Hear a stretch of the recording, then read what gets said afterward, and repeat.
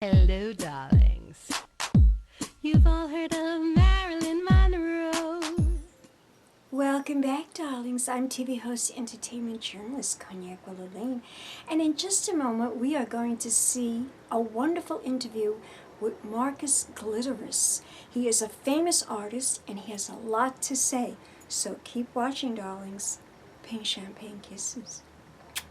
Okay, welcome, darlings. I'm TV host, entertainment journalist Cognac Wellerlane, and I'm happy to do a Zoom interview with a very famous artist. His name is Marcus Glitteris, and he is going to talk about his art, his inspirations, and the projects that he's working on right now. So, Marcus, I have some questions I want to talk to you about before you tell me about what you're doing right now. But we chatted some time ago in the Hamptons at the Capri, at an art show in the Capri. Right. So I want to ask you, this is for some of my viewers that are not aware of who you are and what you're all about. Tell us a little bit about yourself, your childhood, where you lived, and how you were inspired to be an artist. All right. Well, Ms. Cognac, thank you so much for having us and staying connected during this time of Corona, unfortunately. Should I wear my mask? No. Should I wear my mask? Well, if it's artistic, I have one. Well, I have one there anyway. So I've made quite a few fun masks this year. So thank you for staying connected, and it's an honor to be in your presence again and be interviewed. And you have such a legacy of interviews. I've seen, I'm following you on YouTube now, and it's just really cool that not only there's a side of you that is inspired by the arts and the culture and the paintings and the energy. So thank you for keeping the energy alive during this Corona time. You interviewed us some time ago. We were working with Jody in Exquisite Events, and that was some time ago. I remember that interview over there. And it was at the Hamptons, and it was so nice to meet you that first time. And that was a nice day. It turned out to be sunny that day. And then the second time was a pool party over at the Hamptons again. And I got into the art scene. I grew up in the Lower East, New York City. There's a lot of artists that come out of this neighborhood. You have artists like I grew up in the Lower East Side of New York City. Art was always around me through graffiti and, through all this energy that was coming out of here. Urban neighborhoods had a lot of energy, trying to get all that energy out. I never really took to art school. I wasn't the type of artist that I am. I'm not really big on drawings or illustrations or things of that nature. I don't feel like I was born with the gift to be able to look at something and draw it exactly the way that it is, like some artists are. So I didn't really gravitate to art in that way. I was always fond of music and creativity and a layer of performance art. So I always had like cool outfits growing up, and I was always into the coolest sneakers, and that's a bit of a design taste too. Artistic, creative. Trying to figure out what jackets and what sneakers and what style you want to like look like. You're kind of first painting is how you present yourself in the world. And then I started hanging out in nightclubs at the age of 19. And it's really in nightclubs where I learned a lot about creativity and art and energy and all these layers. It was all the club kids putting on the coolest outfits. It was all the drag queens, and, they get all their fabulousness together, and, you'd see them, and you would see them as beautiful creatures just walking through the club. It was their painting. They were wearing their painting. And I saw a lot of paintings walking around, in the New York City nightlife. And they were art themselves, actually. They were art themselves, the energy, the music, the creativity. I started, going to nightclubs so much that, I'm proud to say that, I fell into that club kid lifestyle. So like I would go into these great outfits, and, I was definitely in the scene of New York City nightlife, and every night was a party. And so there I learned about, first I learned a lot about music and dancing. And that was DJ like my too, aren't you a DJ? Yeah, I DJ now. I wasn't DJing then because I was more into dancing. But, as you get older, you start to evolve and use your creativity for certain things. But back then, my creative outlet was the way that I presented myself, and then through my dancing. So I was big on dancing growing up in New York City nightlife club kid. And at the age of 28, with all that nightlife in me and all those experiences, I decided to pick up a new hobby, which was painting. And I knew when I went to the art store exactly what I wanted, because it was one night I was hanging out at the Club Tunnel, New York City, 27th Street and Fifth Avenue there. And in that was my favorite club, the Tunnel. I have a lot of favorite DJs. Why was it your favorite club? Tell my audience why you love the Tunnel so much. Club kids we really needed a big space to get lost. And at the Tunnel, there was so many rooms and so many secret little areas, and there was so many places to kind of get lost and just venture into. It was a beautiful space. And one of those spaces was called the Fuzzy Room by the club kids. We called it the Fuzzy Room, but it was called the Cosmic Karen. And the Cosmic Karen was by an artist who I have his literature here. It was the first artist that I remembered their name, and that artist was Kenny Sharp. Kenny Sharp was this beautiful artist, and the Cosmic Cavern was this beautiful, beautiful place, and that's where I learned a lot about like fluorescent color. I learned about energy, I learned about being in an environment that inspired me. And I'm going through the pages here because I just want to give you a little idea of what that looked like. It looks like this during the day, but at nighttime with the black lights, it was just an amazing place, So the Cosmic Cavern Tunnel, New York City, was where my fluorescent bulb lit up, and my surge for like this new dimension, this new color, this new wave of energy was born at the Cosmic Cavern there. Then it's a cool thing when an artist can remember the moment of when everything changed for them. And so from that point on, it was always on my radar, fluorescent color. So later on in life, when I decided to pick up a new hobby, which was go into painting, when I went to Pearl Paint, when it was open back then, I went into the art supply store and I asked the salesperson exactly what I wanted, which was fluorescent color. And so the salesperson gave me the fluorescent color. I went home with these little tubes. I got about 6 of them, the fluorescent palette. And from there, my painting started. And I've made many, many paintings with the fluorescent color. And, it was beautiful in the beginning because it's kind of like self-taught art school. I'm making things that are like very simple, and they're still simple. As you can see, these are my paintings in the background. I see. It's quite remarkable what you've done. That's really beautiful behind you. It's really an amazing work of art behind you. Now we're talking to you in your studio. Yeah, this is my studio. In the background, I have 2 paintings that I recently did. As an artist, the most important thing that I can share is, as you were mentioning, how did I become an artist? How did that process start? It's always a process. It's always a journey. But if you're driven, one experience leads to another experience, and then you start to cultivate, before you even know it, what your creative voice is. What is your artistic voice? And, you can go to school and learn a lot of skill sets, and I'm a big fan of school. I didn't go to school for my art, but, I have nothing. I only have the most support and love for artists that go to school and cultivate that voice. But the voice thing is something that you have to find on your own. A teacher can't give it to you. What kind of obstacles do you run into as an artist? I mean, what can you share with my audience for young people out there that want to become artists? What are some of the obstacles that they might encounter in developing their craft as an artist? I want to tell you the story of Alex Katz. They call Alex Katz the king of New York.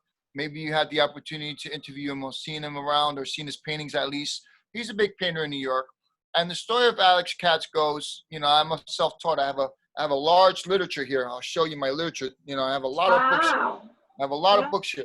But the story of Alex Katz goes like this. Alex Katz went to school for art, and, he was cultivating that voice. They were talking about the creative voice. And he was, doing stuff that the art teachers are asking him to do. Why don't you do this assignment? Why don't you do that assignment? Paint this, paint that. Of course, you start to learn, what you're good at and what you're not so good at. And Alex Katz started to cultivate his voice. And he wasn't inspired so much about the traditional portraits, the figurative painting that you see a lot in the museums of yesterday. he was more interested in making a new type of figurative that is new to, I would say, you know, the art world, to himself. So he started making these paintings. He started painting, you know, these paintings about his wife Ada, and these figuratives were so different that when he started to present them to, you know, the academic world or the art scene, a lot of them were saying to him that we don't really want to support this type of figurative. It's not what we're used to, and we don't like it. And then Alex Katz was a very good rebellious New Yorker and said, well, you know what? Screw you. I'm going to make these paintings anyway. And now they're the most recognizable figurative paintings in the world. And so that's a story of, like, don't ever let anyone deter you from your creative voice. You're going to get a lot of no's. You know, you're going to make a lot of paintings. You're going to get a lot of things that you want to, you know, don't ever try to paint like anyone other than yourself. And the only story that an artist can tell is their own. I can't paint Alex Katz's story.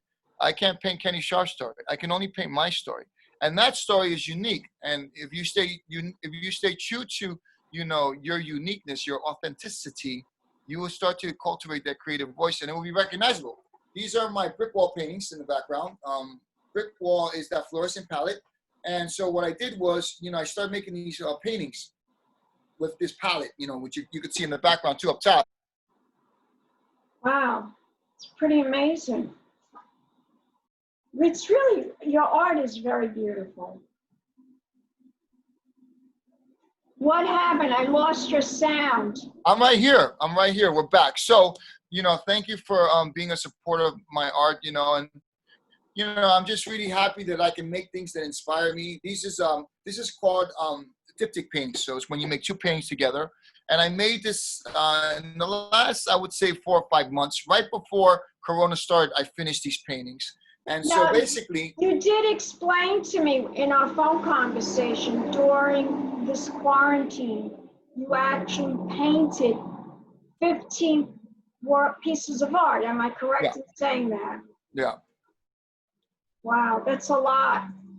So well, this you know, I've been very creative. This was a very creative time for you. I'm young enough to paint these paintings. Someone's got to do them. Someone's got to do them, Ms. Cognac. You know, as an artist, if you want to leave a little mark in the world, you have to kind of like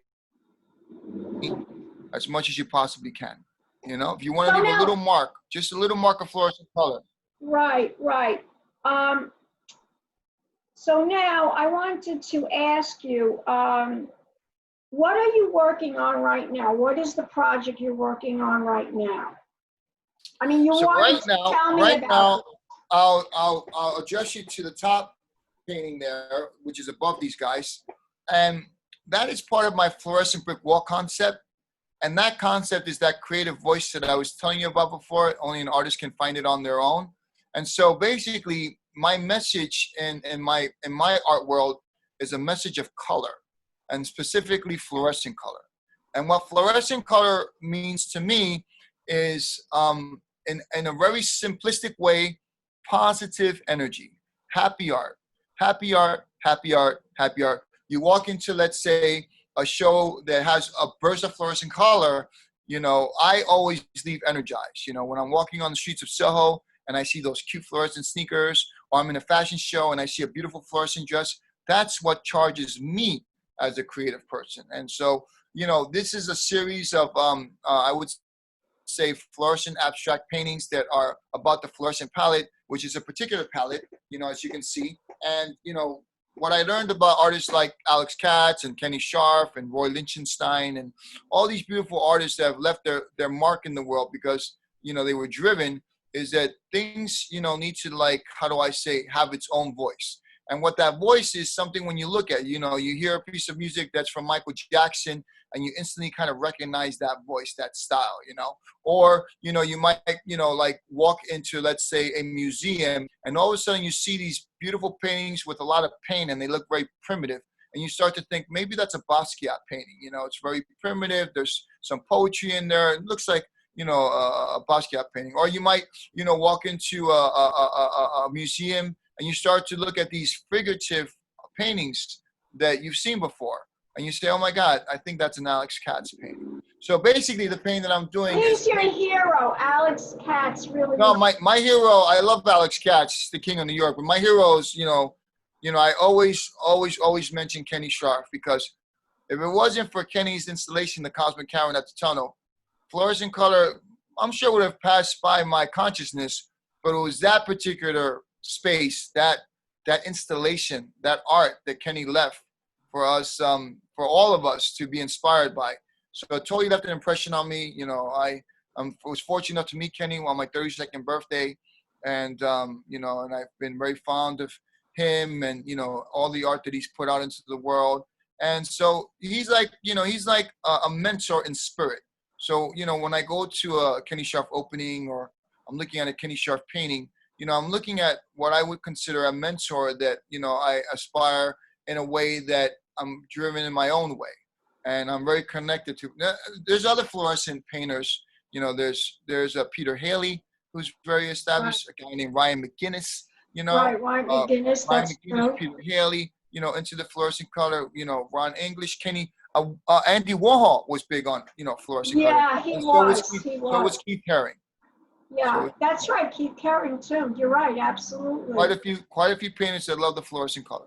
And now, I understand that they are going to start opening up the art galleries again, because I just spoke to, he emailed me. I always speak to the owner of RJD Gallery in Southampton. So they're opening up their gallery.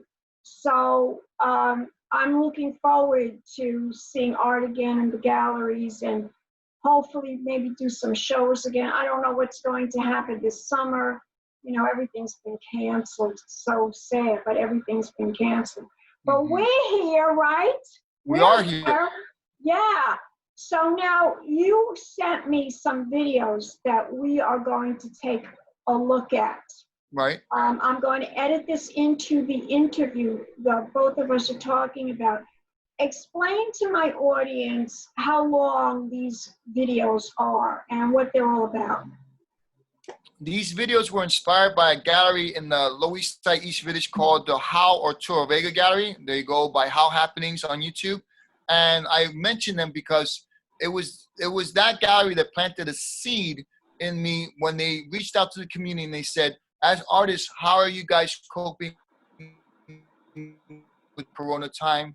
How are you staying creative? You know, if you want to make some videos and submit them to us, we would love to share them. So my first video was a studio visit. It was a studio visit. I thought, why not make a studio visit? It was a studio visit that was done in the regular light and the black light installation. And it was also the first painting that I made in Corona time, which is called Trifecta, which you'll see if you get a chance to look over it. But Trifecta was my first painting. And the paintings that I've been doing during Corona time are 6 by 5 feet, so they're very large scale. It's the largest paintings I've been working on. So when I made the studio visit, they were very, you know, they were very supportive and they were able to share with the community. But it was a second video that I really wanted to show, which I wanted to do something that, you know, I like classical music. I love music. Music is a big part of my art. And I love classical music. And so, you know, my partner.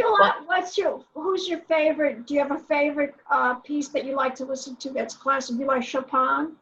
I love Chopin. You know, the thing with classical music is, unfortunately, I am not as inclined to or fluent with like the composers and things of this nature. But you like you know, the sound. but the peace and the tranquility that classical music can bring someone. Because on one side, I have New York City nightlife with house music, techno that, you know, like makes me dance, you know, on buildings. And on the other side, I have this very tranquil, peaceful side that, you know, needs to put that side kind of like to relax. So, you know, it's really nice to listen to classical music. So I played, it's called the Waltz Number 2. It's a Russian ballad. I'm not going to embarrass the name, but it's like Tchaikovsky, something like this. Tchaikovsky. Waltz Number 2. So I played that as the music background. And then what I did was I went to the FDR Drive, which is all up. FDR Drive has been uplifted. You know, it's been remodeled. It looks beautiful over there. Get a chance to come down to Lower East Side, FDR Drive. It's cool. And so I took my partner, who's also an artist, and we made a classical musical piece that was like performance art. And we danced on stage. And we also caught the moment. So I was also interested in capturing, you know, these people of New York out and about on the weekend with their mask, you know, trying to have a day. So we have that. And then the third video was basically a synopsis, like the cliff notes of my experience here in the last 3.5 months of Corona, which was, you know, the studio visit, the waltz, you know, and then this installation that I decided to do to show off these large-scale paintings and to have a moment to be connected to the energy that we talked about in the beginning of this video about showing these large paintings on these wooden storefronts. So I went to Soho. I found a cool corner, which was Lafayette and Prince, which is my favorite neighborhood of Soho.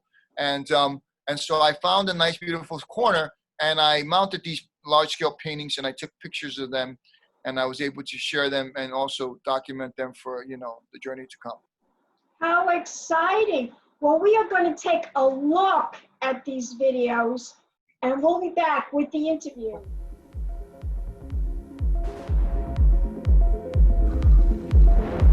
I must say I'm a little nervous here, but let's see how this goes.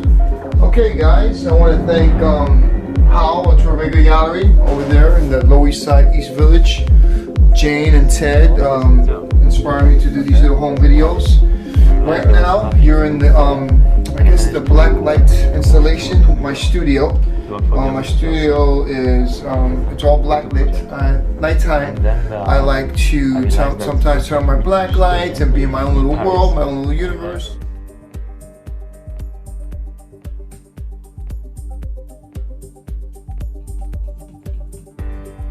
Party people in New York City, this is Coronavirus 101. Swimming goggles, they protect your eyes. I use swimming goggles to protect my eyes because you need to protect your eyes. I went on YouTube. I found out how to make a mask. This grabs the cameras. So I'm working on this at the moment. It's nice, you know. This is all fluorescent colors, so that means that it's very reactive to the black light and to the sun. Fluorescent materials, they react to gamma rays, which is why when you walk in, let's say, anywhere, Soho, fashion world, and you see people wearing those bright colors like orange or blue or green or pink, which is the favorite one, they pop. They pop in the sun, they pop in the gallery, and they also pop in the black light, if you don't mind. And in my other side of my studio, I have my most recent paintings. Give you a little tour. There's the brick wall again. And here is my last two recent paintings that I'm very proud of. I've always been a big fan of family, and this is a family of four. And one of the paintings is titled Four of a Kind, and the other one is titled The Kind of Four.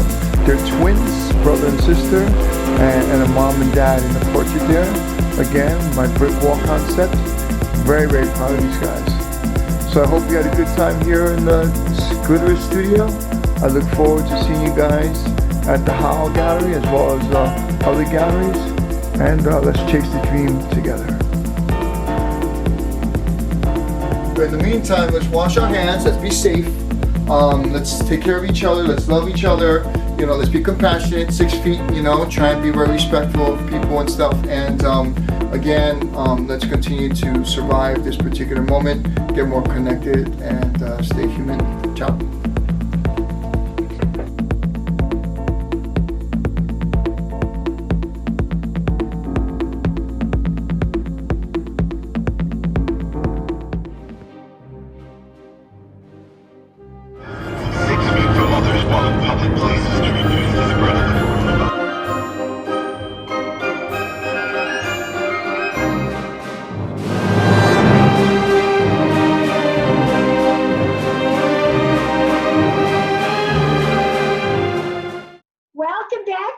I hope you enjoyed the video of Marcus Glitteris, all his 3 videos. It's all about him as an artist and what he's been working on. Marcus, darling, tell my audience, where can we go to find out more about your sexy self and your art? All right, well, again, thank you again, Ms. Cognac, for having us and for coming for a studio visit. I am truly appreciative and grateful. My art persona is Marcus Glitteris, M-A-R-C-U-S, the word glitter and I-S at the end of it. And it's marcusglitteris.com, my website. I have a YouTube channel. I have a Vimeo channel. I've been documenting the art scene through the journey and the eyes of an artist like myself. And so there are a lot of cool things to see there. And, you know, remember, the only story that we can tell, whether you're an artist or a doctor or a scientist, is the story of your own. So once you start to understand who you are and what you want to say, and then you begin to tell your story. So Thank you again, Miss Fabulous. Cognac. Big champagne kisses, darling. Champagne kisses. One more My time. guys are giving you champagne kisses. One more time, the website. One more time, the website. MarcusGlitteris.com. Gorgeous. We'll be back with more interviews, darlings. Keep watching. Big champagne kisses.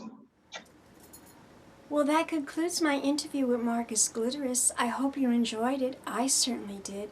Keep watching, darlings. More Zoom interviews coming up. Pink champagne kisses. Hello, darlings. You've all heard of Marilyn Monroe. Some of you know Bridget Bardot. Well, now it's time for the Cognac Show. I said Cognac, ooh, ooh. I said Cognac, ooh, ooh, ooh. I'm a bubbly blonde, fabulously dressed to impress. One of a kind girl. I was brought into this world wrapped up in pearls. I love to mingle, though my husband reminds me I'm not single. I meet and greet both the famous and the elite. I ride in limousines, drinking the finest champagne, wearing furs, dazzling diamond jewelry. A girl can't complain. I live the upscale life, dining in the finest restaurants, eating the best caviar for free. And no matter how much I enjoy cognac, ooh, ooh. I said cognac, ooh, ooh, ooh. It's been a Crybaby Productions, darlings.